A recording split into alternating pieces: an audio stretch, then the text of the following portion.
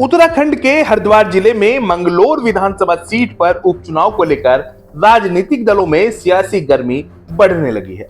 बसपा विधायक शरबत करीम अंसारी के निधन के बाद यह सीट खाली हुई है। चुनाव कब होंगे ये अभी तय नहीं है। लोकसभा चुनाव के साथ भी उपचुनाव हो सकता है।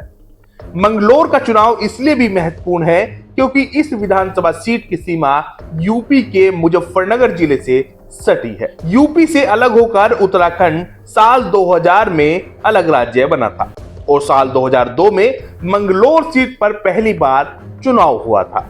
मंगलोर उत्तराखंड की मुस्लिम बाहुल्य सीटों में से एक है। 2002-2007 में बसपा के काजी निजामुद्दीन जीते थे।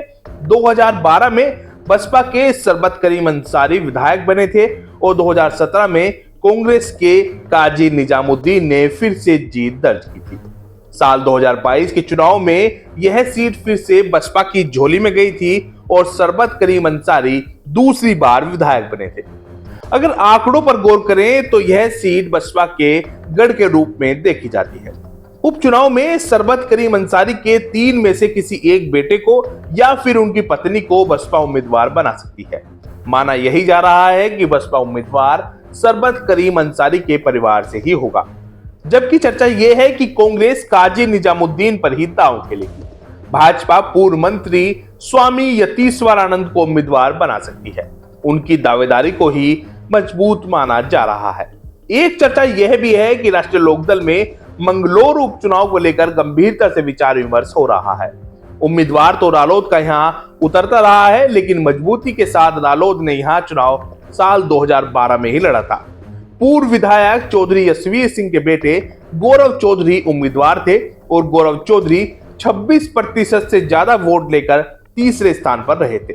शरबत करीम अंसारी को 24,706, काजी निजामुद्दीन को 24,008 और गौरव चौधरी को 19,354 वोट मिले थे। मंगलोर सीट पर जाट और गुज्जर मतदाता ठीक ठाक है।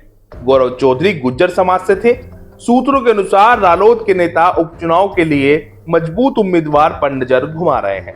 वैसे भी रालोद का वेस्ट यूपी में ग्राफ तो बढ़ा ही है और मंगलोर मुजफ्फरनगर से सटी विधानसभा सीट है।